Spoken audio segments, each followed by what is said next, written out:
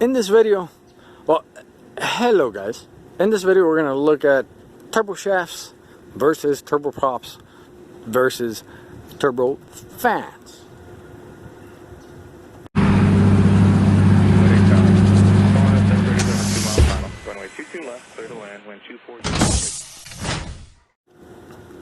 In my turbofan, the video I made called Turbofans, I explained how we transitioned, meaning in the aviation world, we transitioned from turbojet, pure turbojet engines to turbofan engines by adding, having the engines be more effective, more efficient, and creating more power for the size and weight, and adding extra turbines in the back of the engine to rob power from the jet exhaust to power a turbofan.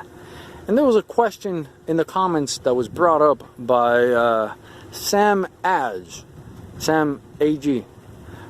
I hope I'm pronouncing your name right, dude. Thank you for the comments. I appreciate it. Sam, to answer your question, you said, what about turbofans and turboprops? In this video, I plan on tackling that subject. Here's an example of a turboprop. Turboprop means that the core of the engine, the gas producing the part of the engine that is doing all the work, burning the fuel, heating up the engine and expanding it and running it through a turbine, that part of the engine is directly coupled to the part of the engine that's doing the work. In a turbojet engine, the work that's getting done is heating up the air and shooting it out the back. In a jet exhaust to produce thrust, shooting it out the back as fast as possible to produce thrust. In a turbofan, you have the same core, you add a turbine or two or three or whatever number of stages of turbines additionally, and you connect that to a fan in front of the engine. Now the fan is doing the majority of the work, moving a mass of air backwards. In a turboprop, which I'll show you later, actually, I'll skip that altogether since I will show you later. In a turboshaft, this right here is what we're looking at. This is a turboshaft. This is an example of a turboshaft. In this particular example is from an old, dilapidated, but nonetheless very useful to learn from Aero Commander, Turbo Aero Commander.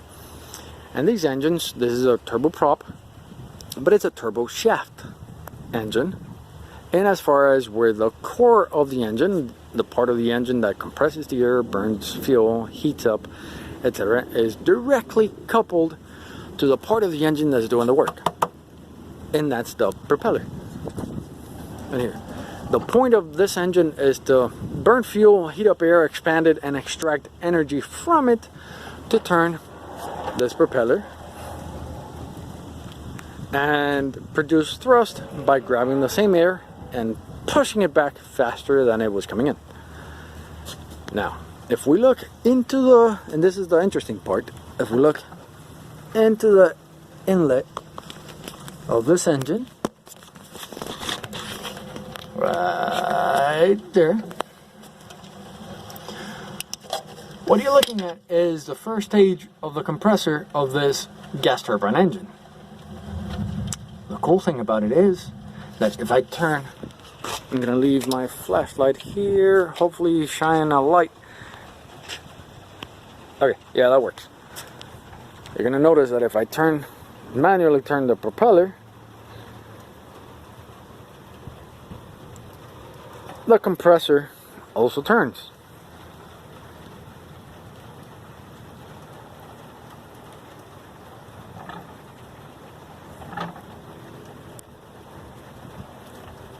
What that means is that this propeller is mechanically connected to the core of the engine, the part of the engine that is burning the fuel, heating up the air, and processing all that air and getting useful work out of that energy.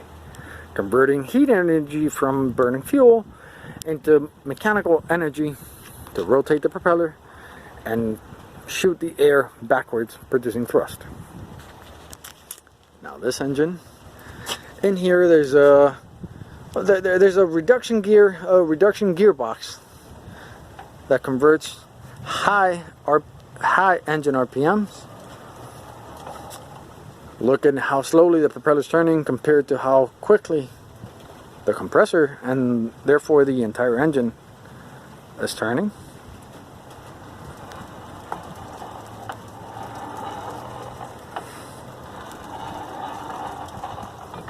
That is converting, the gearbox is converting high RPM from the engine into from a small engine into high torque and to turn a large propeller, therefore moving a big massive air slowly back versus a little amount of air moving it very fast backwards, which would be the point of a turbojet. Now this is an example of a turbo shaft, very much like the APU on my APU video, where I mentioned that the first APU that I show on the video is a turbo shaft gas turbine engine, because the core of the engine is directly coupled into the part of the engine, into a gearbox that is doing the work, turning a generator, turning the compressor, producing bleed air, etc., etc. This is a turbo shaft, where the core of the engine is burning the fuel, heating it up, and also extracting the heat energy from the exhaust to turn the propeller. But you don't have a free spinning power turbine. That shaft from the core of the engine is directly coupled to a reduction gearbox, which in turn turns the propeller. Now I'm gonna show you in the next clip. I'm gonna show you, well, I'm gonna go back again to the PT6, where you have a free power turbine. We'll go over there now. Now, this right here is another example of a turbo shaft gas turbine engine, where this would be the gas turbine engine itself, but it is directly coupled. The one shaft connecting the turbines to the compressor, and that one shaft is directly coupled to a gearbox. This gearbox reduces low torque, high speed, high RPM motion of the engine into low RPM, high torque output. Very high torque shaft horsepower. Inside of this tube you have the actual shaft of the engine connecting the engine to the gearbox, and that shaft is somewhat thin but spinning very fast, high RPM, low torque. That torque gets multiplied and slowed down and converted to slow speed, high torque. Therefore the shaft, the output shaft, is a lot bigger than the input shaft. In this case, I think this engine was used in a tank. In a tank, as in a war, big cannon tank. The gas turbine engine is your heat engine, taking energy from the burning of fuel, heating up, expanding, and taking that energy and converting it to mechanical power to move the tank along. But you can see the gas, the fuel burning, the air compressing, fuel burning, expanding heat engine part of the gas turbine engine directly physically coupled to a reduction gearbox, which then has an output to move a tank. That's another example. In a turbofan, you would have the core of the engine would be the heat engine part of the engine, which is the part of the engine that compresses the air, burns the fuel, heats it up, and takes that energy and converts it to mechanical power of turning the fan to move a massive amount of air, producing thrust. Which, let me show you a cutaway of the core of a turbofan. In this case over here, what we're looking at is the core of a dual spool turbofan engine, similar to those guys over there, where you have the core of the engine processing the fuel in the air, and a jet of hot air comes out the back.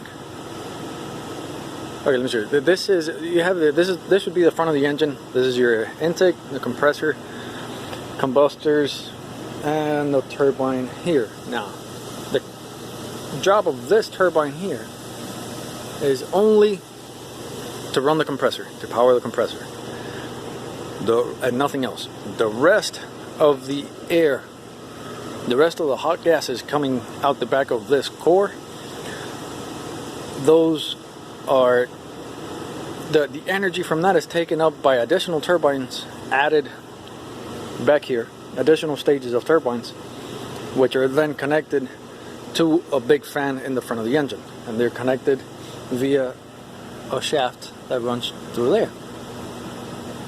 So there's a shaft, there's a hollow shaft, which is here, which connects this turbine to spin the compressor. It's hollow because inside of that, that's where the shaft from the additional turbines runs through the core of the engine and comes out the front to power the fan. So this would be that's completely hollow. And by the way, this is the front bearing. You can see that. You can see right there. So this is a case of a turbofan where there's no mechanical connection between those additional turbines here and the core of the engine. Those are two separate things spinning at different speeds. And now you can see where that center shaft runs through the core of the engine, connecting the low pressure turbines in the back to the fan in the front. Now if you take this core and you turn it around 180 degrees, you get a similar case like the PT6, where you have the intake in the back of the engine, you do all the processing of the air, and you have the turbine in the front. This is a free power turbine, meaning that that turbine is not connected to the engine core, to the core of the engine. That turbine, however, is now connected to a reduction gearbox, which spins the propeller. In the PT6, you can spin the propeller, and you would not be spinning the engine. Vice versa, you can start the engine and run the engine, and you can sit here and hold the propeller, and it won't spin. The reason in this case it makes sense to spin the engine around is so that the exhaust is being fired at and aiming at the mechanism that spins the propeller, which is in the front of the engine. So the exhaust goes through that free power turbine and blows out the sides, producing zero thrust. You don't get any thrust from the exhaust of the PT6. But this would be a turboprop where the power turbine is not connected to the engine core like the turboshaft engine we looked at before is. Alright, I hope that makes sense. Alright, like always, I hope you find it cool, interesting. See you guys next time.